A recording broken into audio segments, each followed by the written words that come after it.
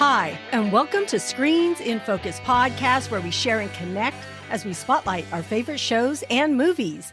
I'm Diana, and today we're talking about Ginny and Georgia, Season 2. I have Tami here with me today. Hi, Tami. How are you? Hi, Diana. I'm so excited to have this conversation. It's been really fun and interesting to watch, so I'm excited to debrief with you. I am too. I love it.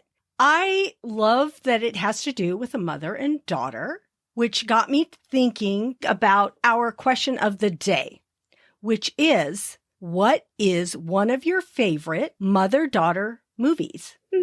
So what do you think? I'm thinking Steel Magnolias. That movie, there's so many great actresses in that film, and the relationships are really rich. I really enjoyed that movie.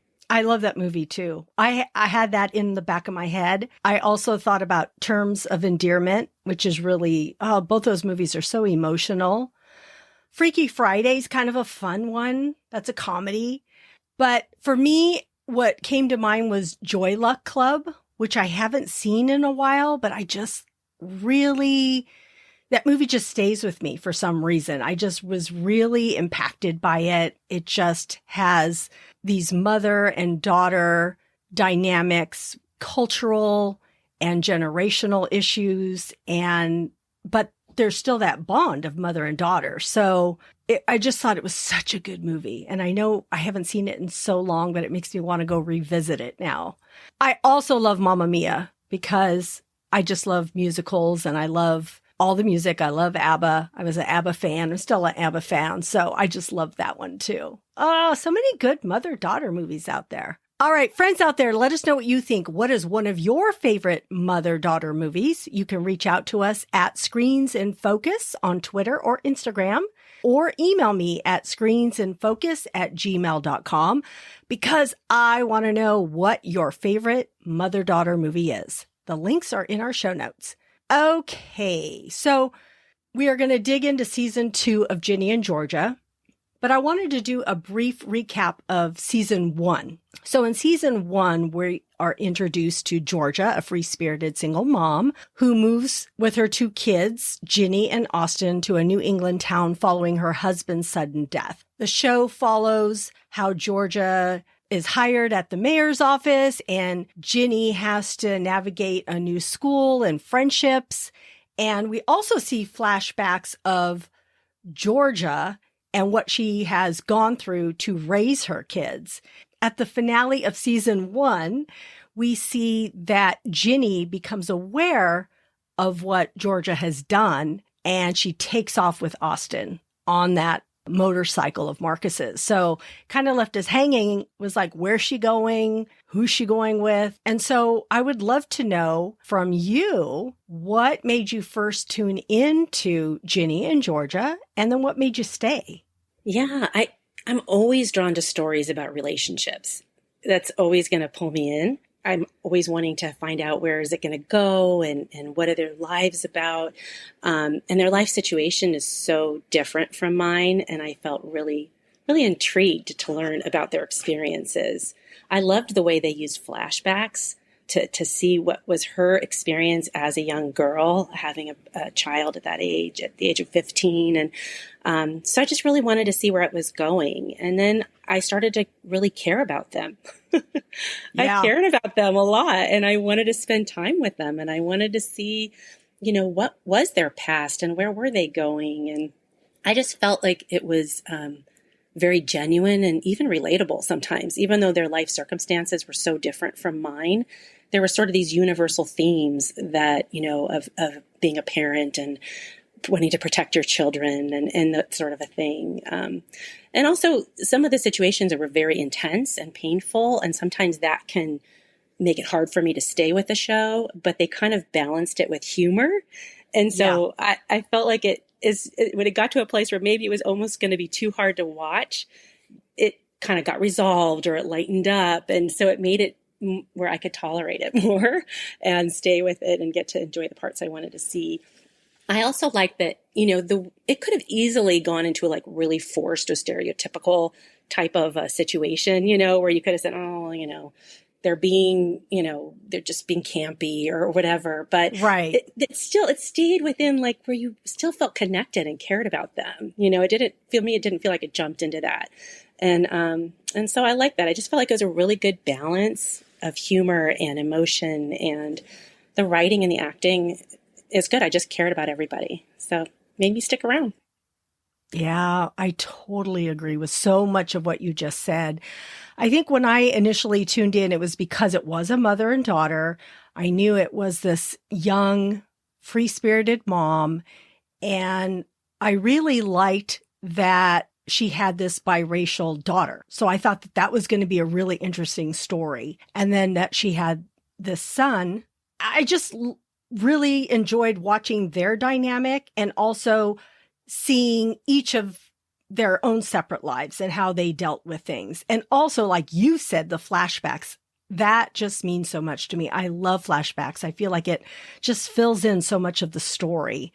And also that it was relatable being a parent and being able to understand how Georgia was feeling and parenting. And there were so many times I thought, oh my God, she's driving me crazy. She's so wrong. She's so annoying.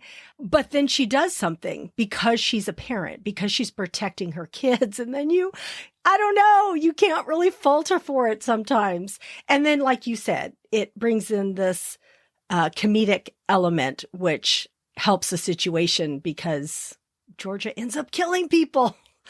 And you're like, okay, it's not somebody I would be friends with if this really happened. But she always does it because either she's being abused, harmed, or her children are being abused or harmed. So it's just, it really did suck me in. So I was there for the ride too. And also because it has these other themes that it deals with, self-harm and mental health and just all these other underlying issues, which I think it's great to introduce into a show like this. And it's not really heavy-handed because it is a comedy. Okay, we'll start with episode 1 of season 2, and then we'll talk about the relationships, and then we'll head into the finale, and then what we hope to see. We can only assume there's going to be a season 3. So let's hope so. Fingers crossed. Okay, season 2, episode 1. It's Thanksgiving, and we see that Ginny and Austin are living with Zion, and his family comes over for Thanksgiving, and they gossip about Georgia, which Ginny overhears. Meanwhile, Georgia is missing her kids as she celebrates with Paul's family. So what did you think of episode 1 and how it set it up?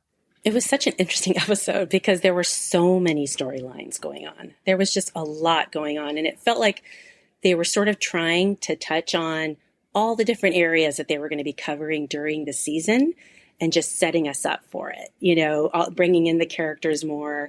And, then they took the season to just expand on all of it. And you already kind of had that foundation from the first episode. Yeah. I thought that it was really interesting how they used the theme of Thanksgiving to take us through all the different storylines with different characters. And so you had the 2 main dinners, right, with Zion's family and Paul's family. I thought it was really interesting that they were showing how the differences between the 2 families, but also the similarities. So, they might be having a conversation about something completely different.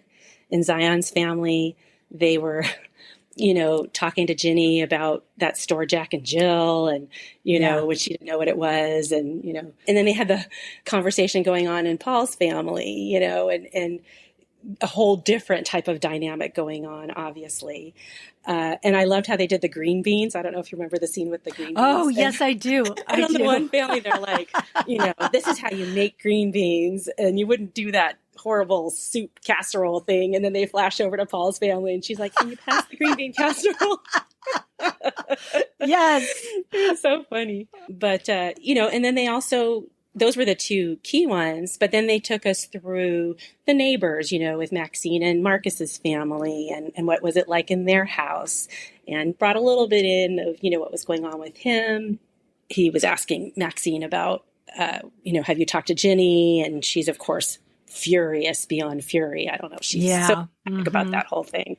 Didn't even want to talk about it. And then you even got to see Cynthia go into Joe's restaurant, and you can see that she's starting to sort of wear down because her husband is so ill, and a little bit of that dynamic between Joe and Cynthia starts. So they just took Thanksgiving and they wove it through everything. They had even had Georgia go in and see them and speak to Joe and do a little bit of a flirtation there, because of course we're going to continue that relationship a little bit. So I thought it was really interesting how they really carried that through. I feel like listening to you, I was being taken through that whole episode again. I'm thinking, I want to go watch it again because it was fun. I did really like that Ginny and Austin went to Zion. I didn't know that that's where they were going. I don't know where I thought she would go, but it's the perfect place. It was really nice to see his support for Ginny and Austin. And I love how he and his parents treat Austin. It's like they're family. They don't treat him as that's the other child. No, they just treat him like he's one of theirs, which I really appreciated that. I just thought his family was very accepting of everybody except for Georgia, because they thought he could have done better. That was the common theme in both of the dinners, was that neither one approved of Georgia for their son. That was the common theme. I know. Yeah. And so at Paul's house, they're enjoying their Thanksgiving there, and you can quickly tell that they're not accepting of Georgia. And as they're leaving, or as Paul is leaving, they tell him, this is not the type of girl you marry. And of course, she overhears it and overhears, I think, the mother saying, how is it that a mother is not with her children at Thanksgiving? And of course she wants to be with her kids at Thanksgiving. It's just that they took off. So I really felt for her in that moment. Then, of course, she calls Zion to say, am I a bad mother? Can you bring my kids? Can you get them here? And Ginny doesn't want to go back at all because she's still dealing with everything that she has found out about her mom. I think, was that the part where she thinks back about what that PI told her, that private investigator, and then she starts self-harming herself at Zion's house? I don't remember her doing the flashback, but I do remember that this is where she starts to get really upset about the fact that she is self-harming and really feels like she needs help. And she confides in Zion, which, he handled it so well. And he said, let me help you. Let's get you to therapy. And, and of course, Georgia is so like, nobody needs therapy. Who does therapy? She's so against it. So Ginny knows like that it might not be ideal to tell her mother that her reaction might not be helpful. And she begs her dad not to tell her. Puts him in a really hard situation because he's probably really torn. Like, I know I should be sharing this with Georgia. Yes. But I want to honor Ginny's request. But remember when that fell apart? Was when he brought them home for Friday. Yeah. And Ginny was not happy about being there. And that's when she said, well, I want to live with Dad. She said she wanted to live with him. Georgia said, no way.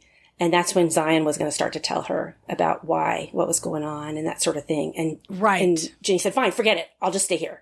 She just gave in because she didn't want that disclosed in any way, shape, or form to her mother. Exactly. Exactly. That was a tough one. That was a tough spot. It Totally was. I was feeling for Zion. I just think he's been a really good parent. I really do. Other than the fact that he was not around for most of her childhood. I know, but I feel like he's really trying to. Yeah, I think he's a good guy. I think he's trying to make up for it. Yeah. Being present for her now. And for her to confide in him and tell him everything he has, she must feel safe with him, which I really appreciate that too. Yeah, I just thought that was really good to learn more about Zion too. We also see Max and how she's handling her friendship with Ginny. And I was thinking, oh my gosh, you need to get over it. Okay, yes, I can understand here you're upset, but this went on for several episodes. Yeah. She was so mean. I thought it was over the top. I was like, this is not how you treat your friends at all. And just for dating your brother or sleeping with your brother. But I just thought she was outright mean, and also to Abby. to Abby. Right. And when Abby came over with the pizza bagels and was like, at that point, you'd think Max would have had a time a chance to decompress and to kind of cool down a little bit. And she sees her friend really trying to come back into her life. And of all the different characters, I mean, I really like Max. But yeah, I think she's the one that, even though Georgia's very over the top so much of the time, I feel like Max, like that particular issue, she definitely dragged it out. It was, I think her reaction was so over the top, and then she carried it on, just like you said, carried it on forever. That piece, I would say, was a bit much for me. As you and I were talking about it right now, I thought to myself, well, isn't that kind of what teens can do sometimes? Things become really dramatic and you get caught up in that. And so maybe that's what was happening. But we're like, wow, you got to be rational and practical and be a good friend. This is what you have to do.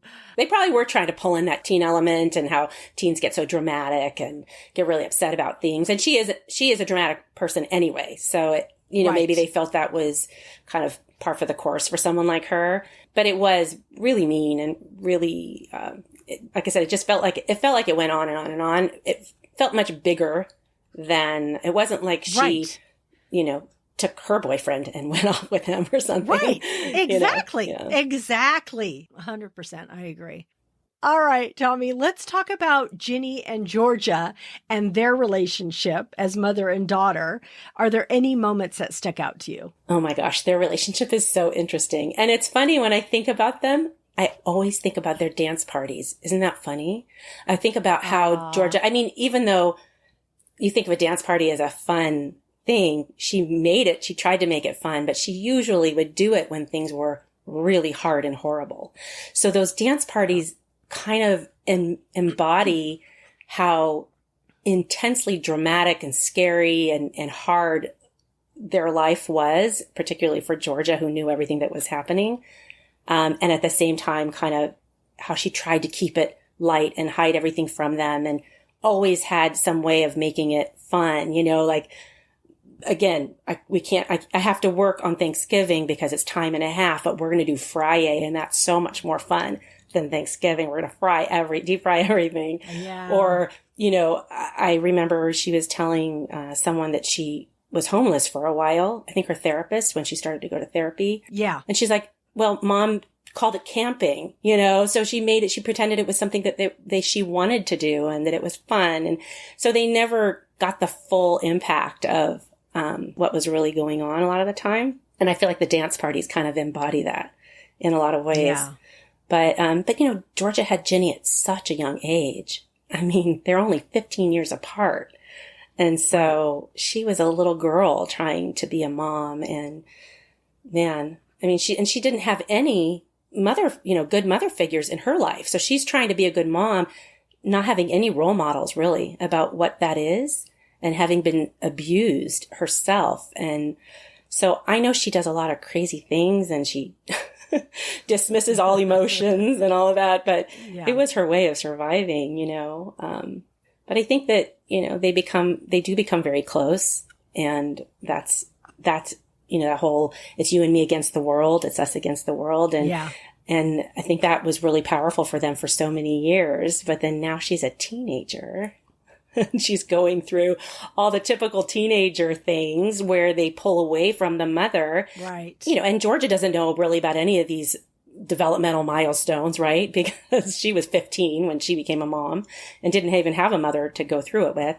They're focusing in on a time of life where we're getting in the flashbacks. We get to see how close they were. And even in their current day, they have those moments, but it's also how hard it is for Georgia to suddenly handle the fact that her daughter is not just, idolizing her and wanting to be with her all the time. And so You see them kind of going through that stage. It's really interesting. It is. Sometimes they can be a bit much, each of them in their own right, because Ginny can be very angsty and Georgia comes off as self-centered and manipulative, but she's also very protective and uses what she has in order to survive. Like you said, she did not have any role models. She just had to do it on her own, what was innately in her. So kind of didn't think about that previously. So she's, done what she can, how she knows how to survive. And I feel like we don't really know her whole history yet. We only see little inklings as it goes on and shows us flashbacks. So I feel like there's still a lot more we can learn, and that I'm hoping that we will. I wonder how many, seasons we're going to get with this show, but I do hope we get more because I think there is more to examine, especially with Georgia's past. And it's because she felt unloved and unprotected. And so now Georgia's trying to just make her kids' lives better than hers. I mean, she says this several times, I want you to have everything that I didn't have. And I don't want you to have any of these horrible experiences that I had. She definitely is doing, in her mind, everything. That's why she always says, everything I do is for you. In her mind, She is always looking through the lens of, I never want you to be hurt the way I was hurt. And I'm going to protect you like no one protected me. And I want to make sure that you have every opportunity that I never had. And so every choice she makes, and that's why when Ginny now is a teenager and giving her attitude, which, like you said, a lot of angsty attitude, she's just, how dare you? Do you have any idea what I did for you and how I've sacrificed everything for you, which is true. But at the same time, she also made Ginny's life very difficult. So exactly. Yeah. Oh man. Yeah. Cause there's two sides to every story. Two sides to a coin. Yeah. So as you were talking, there was a couple things going through my mind. One was that, a parent does the best that they can to try and protect their child. And one, that's great. But if you do that, sometimes your child isn't able to learn how to be resourceful on their own because they have to learn their own way, which is what is happening with Ginny. She's learning things her own way. She's having experiences that her mother will never know. Even though Georgia wants to protect her kids, there's only so much protection she can give her child. And also, I think generationally, things are different because even I noticed that in my real life. I have done things for my kids, which I think were the best things, right? Because you learn from your parents and you're thinking, okay, I want to do those things that you appreciated, but then you want to change the things that maybe you think could be different. But then they're a different generation. So they don't always appreciate the things that you think that are the best because it's just a different time and different things happen. So really all a parent can do is do their best, but it's never going to be perfect, especially in that child's eyes, because there's always something that they're experiencing that is different than the other person experienced. So, isn't that the truth? It's not easy to be a parent. No, it's really not. And then her life circumstances are so extreme. We're talking about protecting our kids from maybe making a bad decision about college or, going out with the wrong friends or, things that are important. Yeah. But for her, it's like, I want to try to keep them alive. I mean, there's just, I don't want to lose them. I don't want to go to jail and, I don't want them to experience abuse. Yes, exactly. So I thought there was a few pivotal moments throughout with them. And there was a few that stuck out to me. It was in the car. I don't know if it was episode 4. I think when Ginny brings up Mary, her real name, and she goes into the car, and that's when Ginny goes to Marcus's and comes back because she sees her mom in the car, and they sit down and she says, Mom, I just want the truth, which is hard because the truth is not easy to tell when you've done really terrible things. So I think it was really hard for Georgia to say some of the things she did, but I think at the same time she kind of had to because her daughter already knew some of it. So, but it's a hard balance because now Ginny knows things and why her mother did it, and her mother did it to protect her. So then that lays a burden on Ginny of, my mom did this to protect me. And so now she feels like maybe it could be her fault. So I just thought that was a really pivotal moment for the both of them.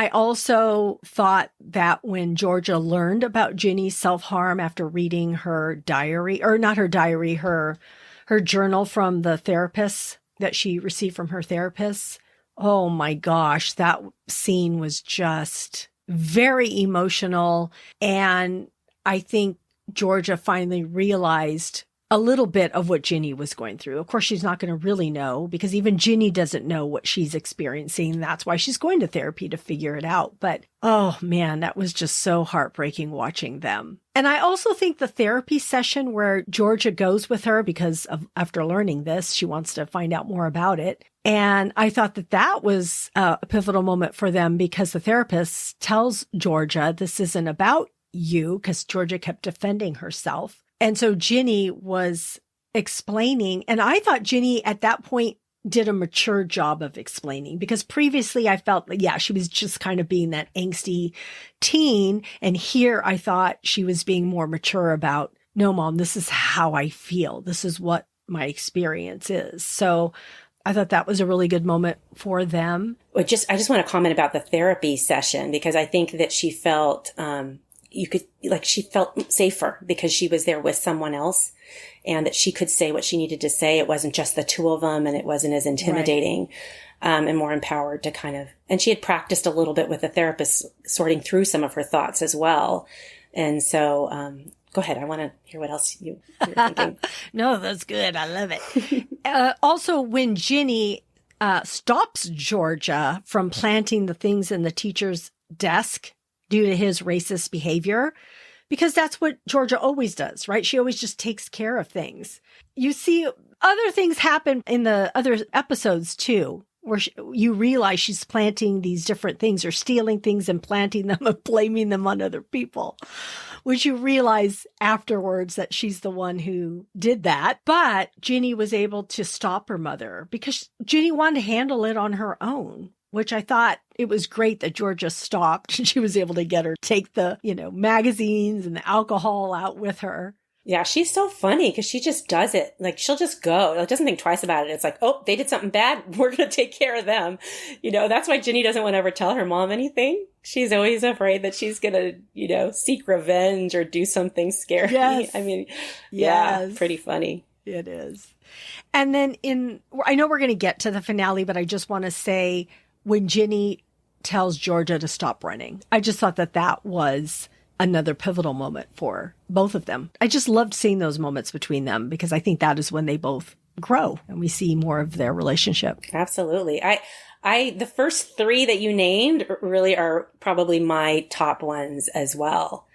Just, that, Georgia had the panic attack before she went into the car, and she went to the car because she was just like, she couldn't breathe and she needed to have space, and she's in there. And I feel like when Ginny comes out and kind of sees her mom sitting in the car, I felt like that was just a really tender moment because it kind of humanized Georgia. Georgia, as they say in the show, she's a force. She's just larger than life. And I think that Ginny forgets that she also can get hurt and be vulnerable. And I think when she saw her sitting in the car like that, she felt more like, okay, mom's hurting and maybe we can go and figure this out, and they did. They had a really kind of honest conversation. And, there was like this relief for both of them, I think, afterwards. Well, I shouldn't say that. Yeah. I think there was a relief for Georgia, but you're right. That's where Ginny really started to feel like, wow, maybe, this is because of me. I mean, she did it for me. And I think that did put a burden on her. So Ginny felt maybe happy that mom trusted her and told her those things, but maybe felt heavier after. And I think Georgia actually felt lighter. It was like, okay, now we're good. Everything and we're good. And then the journal where Georgia finds Ginny's journal and she doesn't know what to do with herself. She's so distraught. She has spent her whole life wanting to make sure that her daughter felt safe and happy and protected. And the fact that she felt she couldn't protect her. And when she said, how did I miss this? Like, it was heart-wrenching because she feels like she, it's her job to see everything and make sure that she catches everything and fixes everything. How did I miss this? And then she says to her, give me all your pain. I can handle it. It was like, she's just used to saying, just put it all on me. Put it all on me. Mm-hmm. So that's why it's so hard for her when Ginny, gives her attitude or whatever. She's like, I've taken all the pain. I've taken all the pressure, it was a really powerful scene, and just how hard it is as parents to see our children in pain. Just put it on me, give it to me, But then on the light side, you're talking about the therapy session. And I did think that going into that therapy session was a really pivotal time. The light side? It was so funny because she sits down and, I mean, Georgia is just, the things that come out of her mouth, and she sits down and she's like, this is just like The Sopranos. Oh my God. She made me laugh so hard. But, and that's what I mean. Like, things can get really heavy, and then there'll just be this light moment that, kind of takes you out a little bit and allows you to be able to tolerate some of the pain that's going on there. Absolutely. All right. Let's talk about the love interests. Oh boy. About Ginny's or Georgia's. Yeah. All the triangles. Yeah. Well, Ginny, just bad boy Marcus. I mean, right? At that age, it's always that kind of guy. I mean, he's not really a bad boy, but he sort of is, right? I mean, he's got that look and the motorcycle and the hair in his face and all of that going on. And she's drawn to him right away, but I don't think she feels like it's a possibility, like she's attracted to him. She feels the chemistry. So it's interesting how that kind of, and then he just starts climbing in her window. I know. Like, hello. Yeah. He's just, there I am. I think it's really for her so kind of confusing. Like, what is this exactly? And I like him. Is this just a flirtation? Is he just this creepy guy next door? What should I be doing with all this? And so I think when Hunter comes along and he's such a good guy and really interested in her, and I think she really liked him. I think she really felt good about that relationship. It probably made her feel really normal, right? She's always saying, like, I just want to have friends and go to school. Like, I just want something normal. And that probably felt, and I know that Georgia loved it, right? He ticked all the boxes for Georgia. But ultimately, she cared a lot about Hunter, but her passion was for Marcus. Both, I think, both in chemistry, but I think she, kind of said what he makes me feel safe. And she just felt like, I think because he seemed more troubled, maybe she felt like he could understand what she was going through more than maybe Hunter might, and then, gosh, George's relationships. It was interesting because at first I was wondering if maybe her interest in Paul was just strategic, and maybe it started that way. I loved that she just really fell in love with him, that it was genuine, because it feels like so many things in her life were just to get something. And, I'm sure she married Kenny for the money, right? And so, it was nice to see her having that in her life. And I loved it when Ginny would say, I've never seen Mom this happy. That was kind of her way of saying, this is real. I've not seen this before. Yeah. Then she's got Zion. So those, I guess, are her two, like, real love in her life, the loves in her life. Right. Yeah. I mean, they would have been, they maybe as a more mature couple, they could have done better. And Ginny was so disappointed when they didn't make it happen. But I think at that point, Zion could see how much love she felt for Paul, and that was a life that she really wanted. So I guess, he felt it was time to step away, which was really painful for Ginny. It was so hard. She thought their family was coming together, and But, I also think about Joe. I really like Joe. He's such a good guy. And I love that they had that moment on the bench within the glasses. I just feel like the attention to detail. And I mean, as I started to think about this, preparing for our conversation today and thinking about just all the details that are there, it made sense to me why I enjoyed this so much, because it's just all these things that tie together, and just like they kind of, just missed this here, just missed that opportunity, like their paths crossed at this time, but maybe if they'd have crossed before she met Paul, maybe something would have happened, right? It's just, so you kind of feel for him. Oh man. Well, I'll talk about Ginny first. It's interesting because, he's the bad boy Marcus. He's such a, I get it. I was like, oh yeah. I think when I was first watching, I'm like, oh, I have to watch this. Are these two going to get together? I love it. So, but I really actually like Hunter too. So it was hard. I thought, oh, she's going to have to break up with one of these guys. And the thing is, neither one's a bad guy. So usually it's easier if one ends up being a really big jerk, but that's not the case. So you're like, what? So that's been interesting this season because Hunter has stepped back and he wrote that song, but he still has feelings for her. So I feel as though Hunter for Ginny is kind of like maybe how Joe is for Georgia. They're both really good guys, but they're not the person for them. And then with Georgia, I love Zion. He's such a cool guy, but that's not going to work. And like we said, Joe's a really cool guy too, but I just think she's too much for him. And with Paul, he could have been a jerk easily. They could have made his character a jerk, but he's not. He's a good guy too. And I really like him. And I love the dynamic that Zion has with Paul also. And like when Gil comes in and he's like, we don't like this guy, do we? And I love that. All, no, we don't. And they're just standing there with their arms crossed, right? Looking at him. So even though Paul and Zion get along, they both have this little bit of, well, she was, she's a mother of my children. Well, like she's with me now. So there's still that little bit of, I don't know what you want to call it between them. But if there's someone else that's a bad person that could harm Georgia or the kids, they're both going to stick together and help her or the kids out. So I like their relationship. So I know we are talking about Ginny and Georgia's relationship, but it also ties in all the other relationships because I think we see Hunter and Marcus talk also. Yeah. At the party. So we do see the dynamics of even the exes or the love interest talk with each other. There's one more moment I want to bring up between that I thought was really well done. It was so cute and I really enjoyed it. Was between when Georgia was on the phone with Zion and Paul was next to her and each one kept asking what the other one was saying. I don't know if you remember that part, but it was so funny. What did he say? It's like, what did Zion say? What did Paul say? And then she would answer one and then the other one would say, they were mirroring each other, basically, is what it was. But it was just so funny.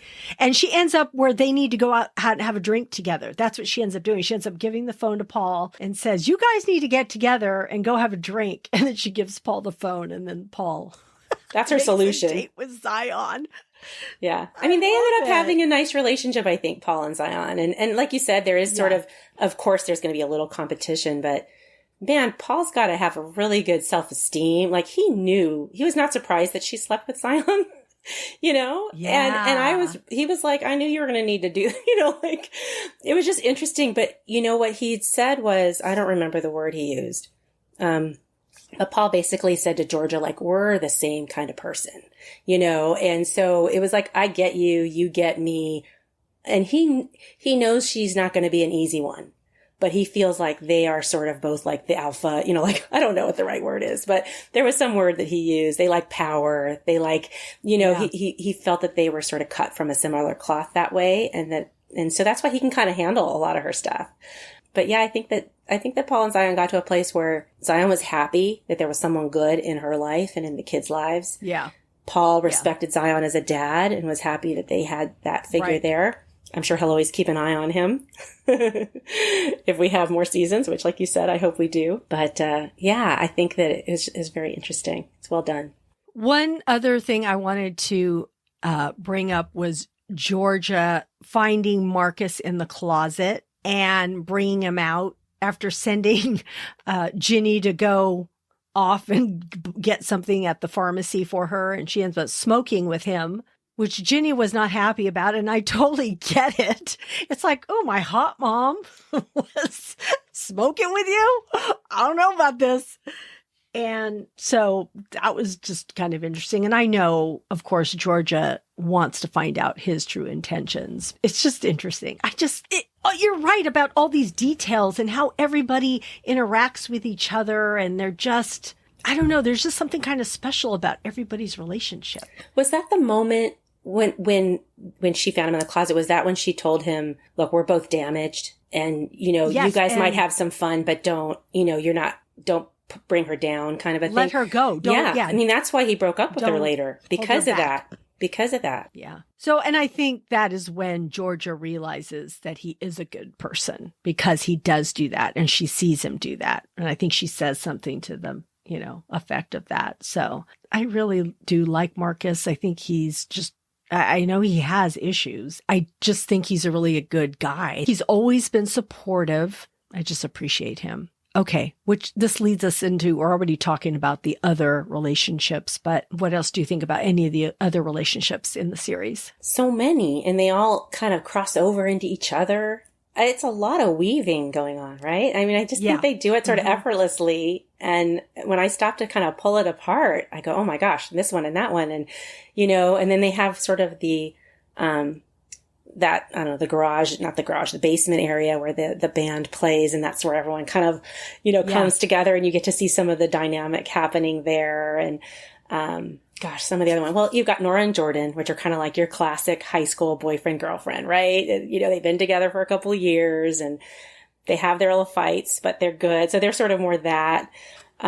You've got Max, who falls head over heels for a senior girl and, gets her heart broken and is, of course, very dramatic about it because that's what she does. But I like Silver. I think Silver is really cool. Yeah. And I like that at the end, Max did meet Sophie for coffee and stuff, but she was like, if you're not really interested in a relationship, I don't want to be friends with you.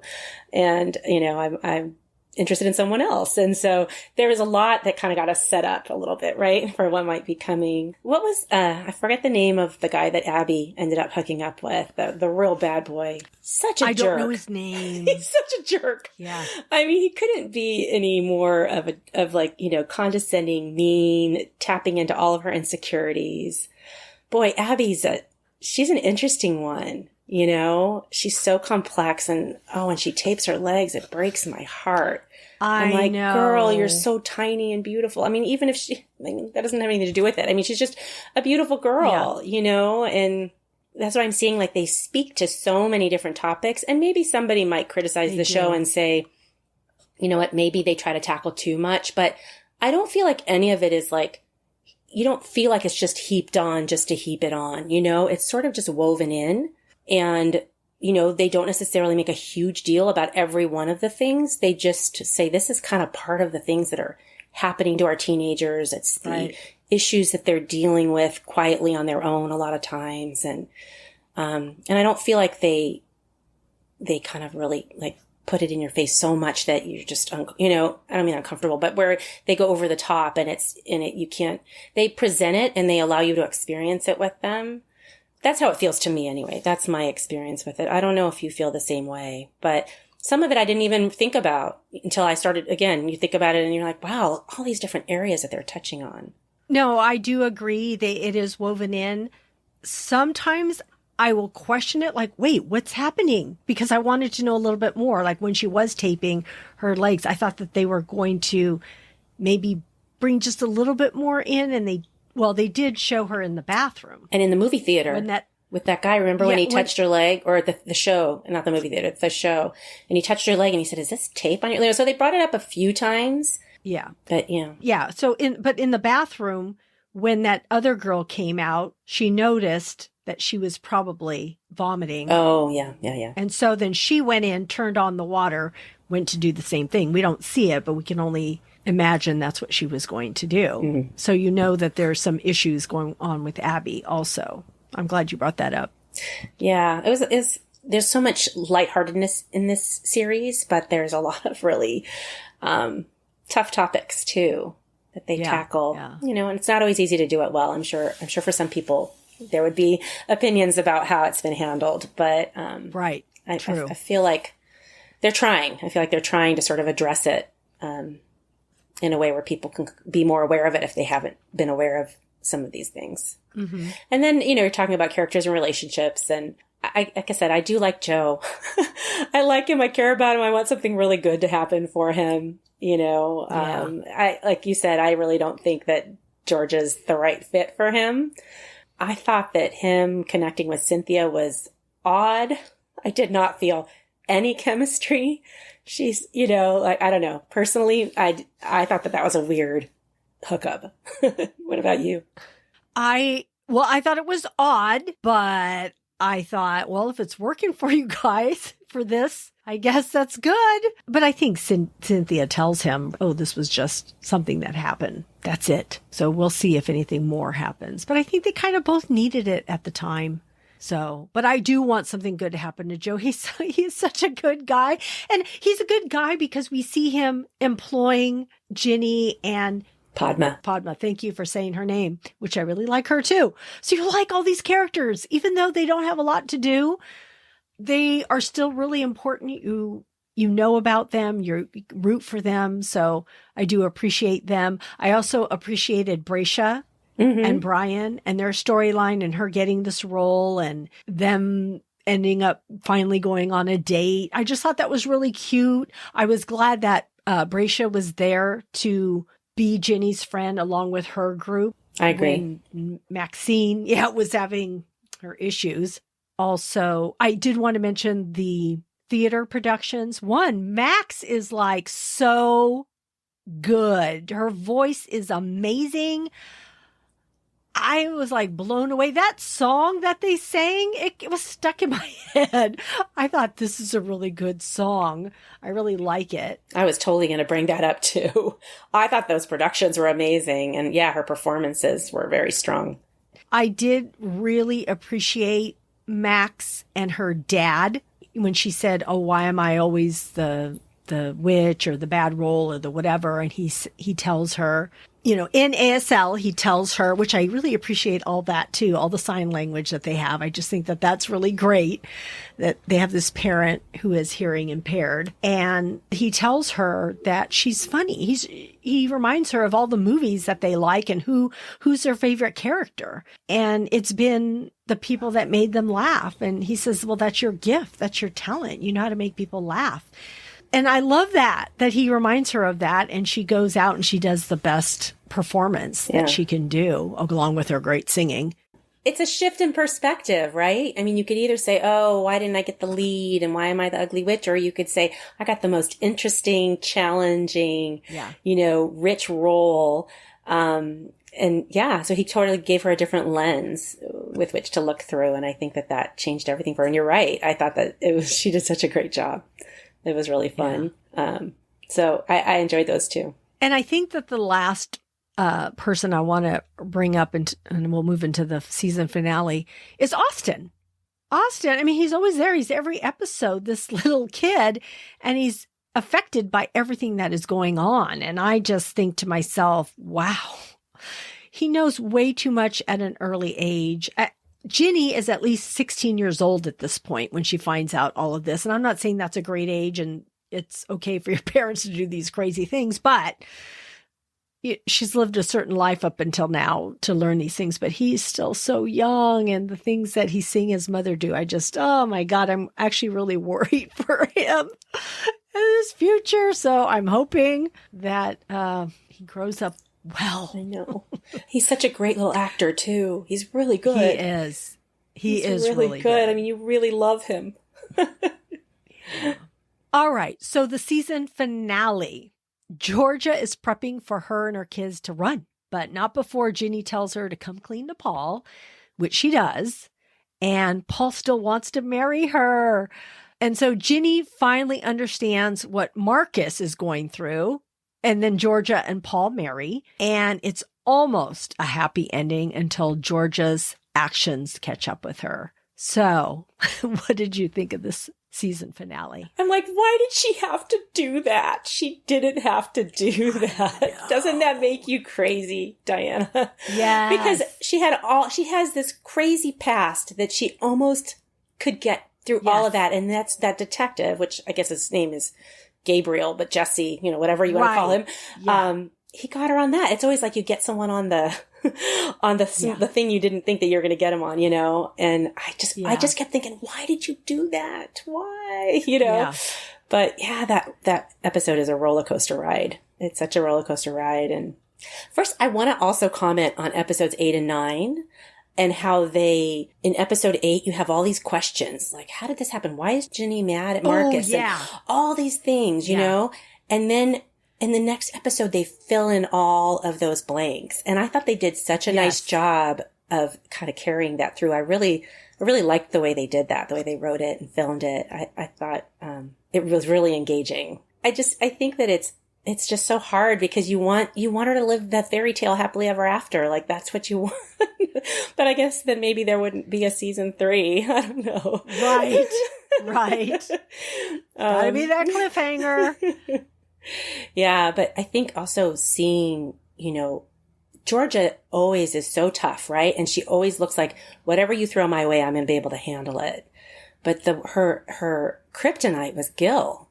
That was the only time you really saw her look terrified, you know, and the power that he had over her.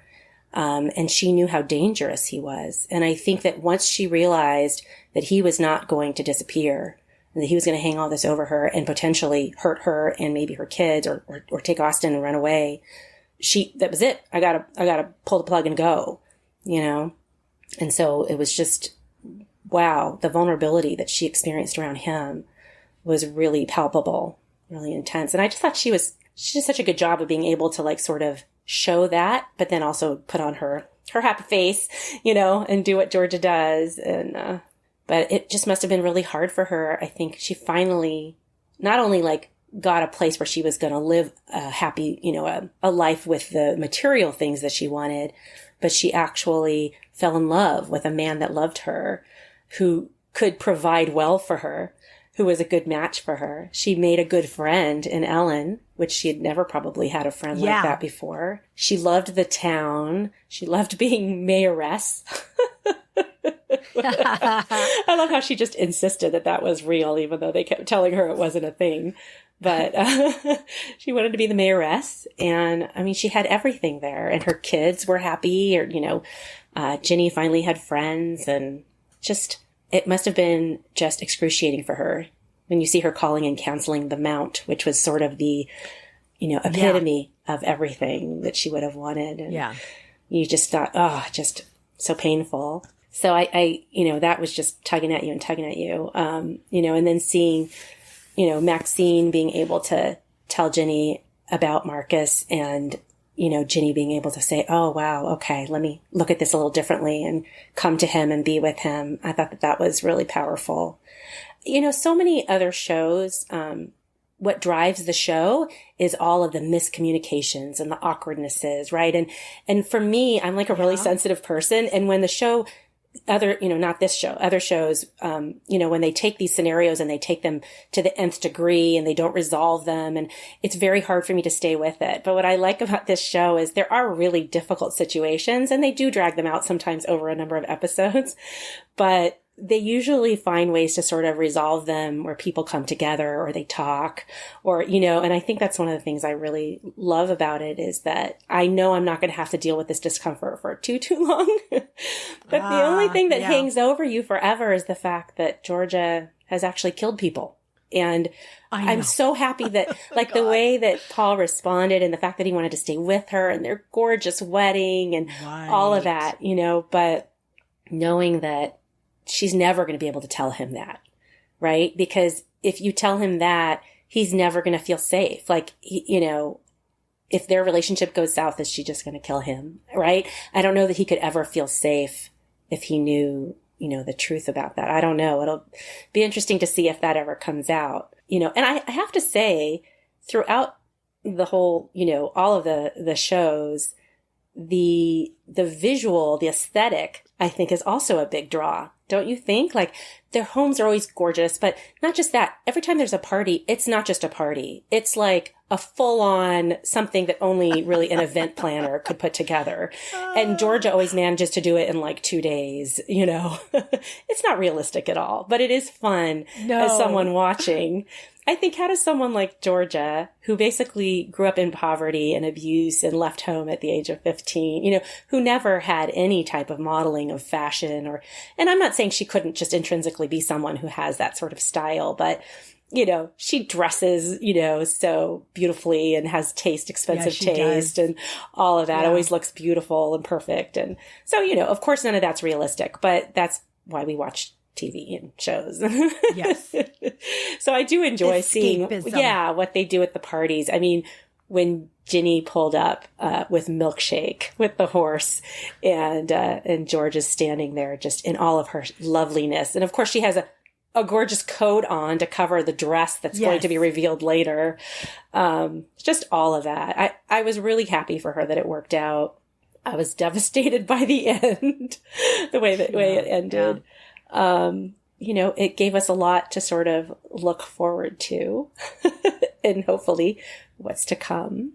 So I was really relieved that Ginny finally realized what was going on with Marcus. So the fact that Maxine shared that information, I thought I was so happy because I was irritated with Ginny. I'm like, this kid's in depression and you keep bringing it all about you. So I was really, really relieved that they wrote that in there. And she went and was his friend and said, you've made me feel safe. Now I'm going to do the same for you. And she, has him roll over and she hugs him from behind. So spooning. I just thought that was just, it was really, spooning. It was just a really sweet moment. So I really appreciated that she was his friend and everything that she said. It was just perfect. It was perfectly written. So I thought that was great.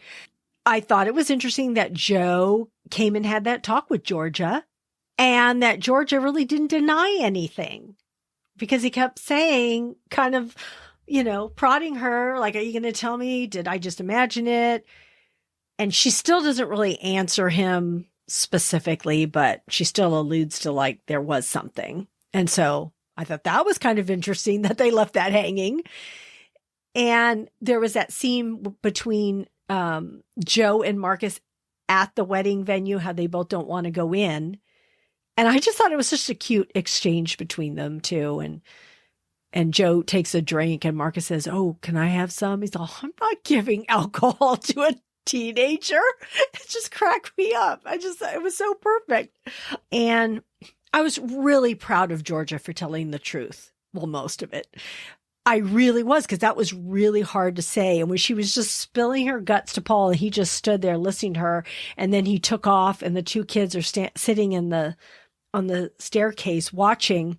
I just thought that was a great scene because you don't know what's going to happen at all. You don't know what. And I thought that was good for him. He couldn't just have turned around and said, oh, well, I still love you. Let's just get married. No, he needed time.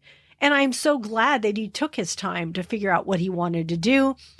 And I'm not going to really say it just in case people haven't watched it, but I just love the next day when she goes in and she thinks she's going to get arrested maybe because she's not sure what's going to happen, but she goes in facing her fears. Georgia is finally facing her fears, which I thought was really good. She was brave. She usually runs away. So she was very brave. Yeah. Exactly. And I think it was because Ginny was there to cheer her on and say, Mom, you can do this. You deserve happiness. And also, what does she have to lose? Otherwise, she's just running. And then her lives are kind of messed up too, because her kids want to live there and have friends. They finally have friends. So I just thought all of that was just really well done. I don't know. They scared off Gil for now, but we'll see what happens. He's still around. And that was interesting that Austin had to shoot him. That was the other thing that Austin has to deal with. Shooting his dad to save his mom, even though it was a good reason, still the fact that he had to do that. And then they had to tell Paul. And seeing what his mom did. Oh, yeah, that too. Yeah, that's probably the worst part. That's the worst part. I don't know. Shooting someone's pretty bad too. All right. So is there any other tidbits or observations that you want to bring up about the show? So George is this really resilient and resourceful person. And that really stands out to me. Like, even though she's done horrible things, I'm always impressed with how she just sort of, she stops, she regroups, she makes a plan and she goes, and she's just really smart. I mean, you have to be smart to be able to think through all the things that she's thought through. She just faces these like unthinkable hardships and she keeps moving forward. She just says, okay, what's the next thing I need to do? Of course, that makes it much more difficult to be present in a relationship and listen and all those other qualities that you really need. But she's a pretty tough cookie, and she really is. Yeah. I was impressed by young Georgia even. And she's, a teenager herself, and she's always finding ways to kind of like hide things from her kids. I think I mentioned this earlier, but she would turn something into a dance party. I think one of the moments that really stuck with me was when she had the black eye because Gil had hurt her. And I think it was Ginny's birthday or something like that. And so she painted, like a sun or something. She just painted her eye with face paint to make it look like she was just celebrating and doing something fun, right? And, we sang happy birthday and isn't this great? And then they show her later taking off. Well, actually, I think they showed Georgia in present day taking off her makeup. And then they showed Georgia as a child taking off the makeup off of her black eye. And I just was thinking, the lengths that she went to, not only to protect her children, but to try to do whatever she could to make them feel that they were having like something close to a normal childhood, I just thought she was very resourceful. The last thing I had was just about sort of what you were talking about when she, she decides I'm going to come clean to Paul and this is it. Yeah. And I'm going to tell you everything. And man, my heart was racing the whole time. She was talking to him. And I just thought that here she's telling him the hardest, scariest things, but she's keeping her humor about her, right? Her sense of humor. And she's like, oh yeah, there's more coming, She's just like, and yeah. And this thing, and that, and you just look at his face and he's just staring at her. But she did such a good job with it, and like you said, I was so happy. Like I felt so happy that she got that out there. I was disappointed that there was still more in her past. I wished that it was everything so that they could just know that, okay, now we're just a team and you know everything.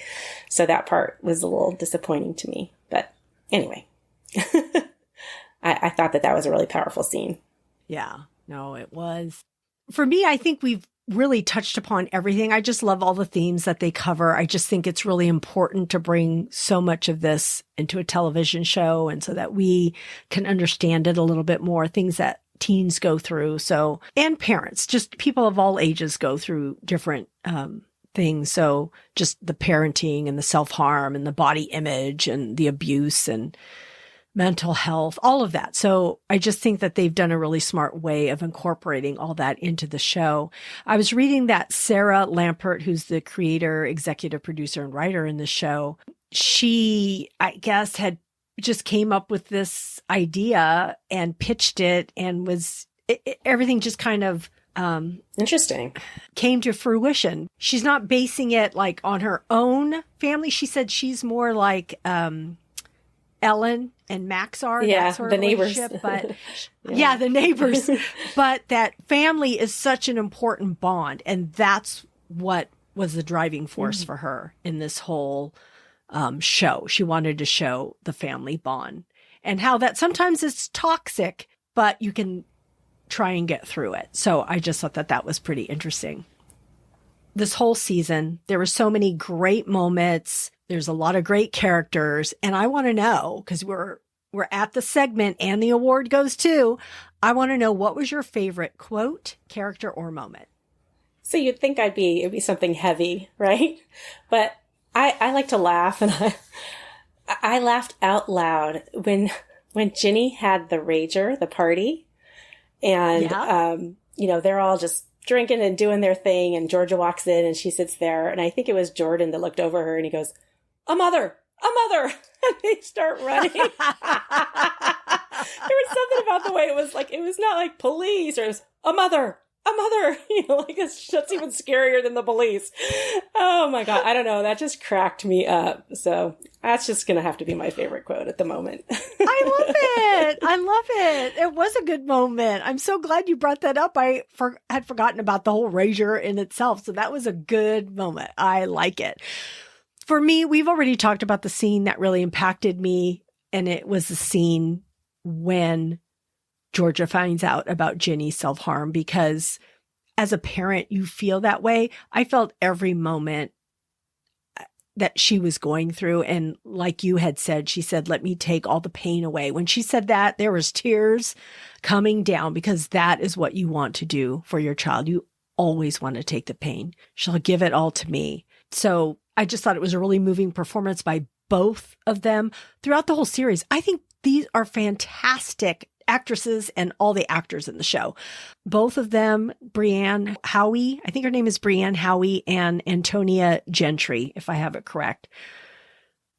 They're both so good. They are both so good. And I think in real life, they're only like 8 years apart. I saw them somewhere like on social media, and they're actually really, really good friends. They're really good friends in real life. Yeah. Antonia's older. And so then she is playing. Actually, all the friends are. They're all in their mid-20s or early to mid-20s, even though they're playing teenagers, which I appreciate too. I do. So, yeah, there's some really good moments, but these are our favorites. So is there anything that you're hoping to see? If there is, I'm pretty sure there has got to be a season 3, because this show was like on the top 10 for so long on Netflix. And it was also, I think, like the 10th most watched episode in hours of, I don't know how they do it, but Netflix looks at their analytics and it's one of the top shows. That's what I have to say about that. That's good to hear. So there has to be a season 3. So is there anything you think could happen or you're hoping to see? Well, obviously we have some big cliffhangers, so I want to see what happens there. I actually really like the relationship. You brought it up, Maxine and Marcus's dad. I'd love to see his character developed more fully. They kind of have him in the background a lot, you know, and I'd be curious. I'd like to see more of their family dynamic a little bit. I was thinking about Simone, Zion's girlfriend, and the whole conversation that Ginny had with her about her being a defense attorney. And I'm like, I wonder if she might be defending, if Zion might want her to defend Georgia, right? That could be interesting. You're blowing my mind, Tommy. But I also I love it. Also, at the end, I was like, I wonder what's going to happen to the kids right now. Are they going to stay with Zion? So I'm really curious, like, what happens next? What is going to happen next? So there's a lot of questions. A lot of questions. I'm ready for them. I like it. I like it a lot. Yeah. So I just wonder how she's going to get out of it. That's all. And she will. I really think she will. I just don't know how yet. And I was thinking that Cynthia could be the key somehow. I don't know how, because, you know, they were like not very good friends, but then they started forming somewhat of a relationship. That was the whole reason Georgia did what she did. So I don't know. My husband actually, when we were watching it, he said, I wonder if Cynthia framed her. Like if she put her in that position thinking she might do, I don't know. Yeah, but then that would be a big thing. Husband. I know. I do. Yeah. I know. It's true. It's true. I don't know, but I wondered if Paul's lawyers would, but I like your idea. I hope your idea works or comes to be, because that is so good. I bet you it will. That'd be interesting. I'm hanging on to it. I like it. All right. Well, oh my gosh. Tami, thank you so much for the conversation on Ginny and Georgia. So much fun. All your insight. You're great. It's great. But I also want to know if you have any other TV or movie recommendations. Well, I did really enjoy Emily in Paris. Again, light. When there is drama, it's resolved pretty quickly. And I always like that. And lots of fun fashion. And of course, they're in Paris. So what's not to like about that? Just loved the characters, really enjoyed it. So I would recommend that if you want something that's kind of light and fun to watch. I do like Ted Lasso. I do love that show. I like some of the messages in there and the relationships, and really just that ever push for like, let's try and come together and see things in not that you have to be positive about everything all the time, but, you know, trying to really bring people up. So those are two of my favorites. I started watching Emily in Paris late, like not too long ago. it was it was addicting. I watched all was there 3 seasons? I can't even remember right now, but I watched them all. If there's 2 seasons, 3 seasons, back to back, I just watched them because it was fun. I wanted to know what was going to happen. So I just thought it was cool. It's a great show. So I was glad I watched it. So for me, I am watching Daisy Jones and the Six, which is on Prime Video. It's about this iconic 70s band that rise and fall. It's set like a documentary style in a way. So they're showing their current time is the 70s band building up, but then they, I guess, flash forward and it's 20 years later and they have where they're talking one-on-one with the bandmates about what was happening at the time. So it's set like that. And it's all loosely based on Fleetwood Mac. Cool. So I watched the first 3 episodes that were released. It was on a Friday. And the first 2 episodes were just a little bit slow setting it up. But as soon as it got to the 3rd episode, that was when it hooked me. And then they had released another 3, but I was only able to watch the 4th episode. I have 2 more I can watch, and I'm rushing to watch them after tonight, just so you know it, because that 4th episode, oh my gosh, has me totally hooked. Now, I further want to say, because this is based on Fleetwood Mac, I went and looked up some info on it. And the song, so this is based on a book. So Taylor Jenkins Reid wrote this book. And then, is it Hello Sunshine? That's Reese Witherspoon's production company. I'm not sure. Reese Witherspoon is producing this. So that's all that connection. So Taylor Jenkins Reid was inspired by Fleetwood Mac's one of the songs, which is Silver Springs.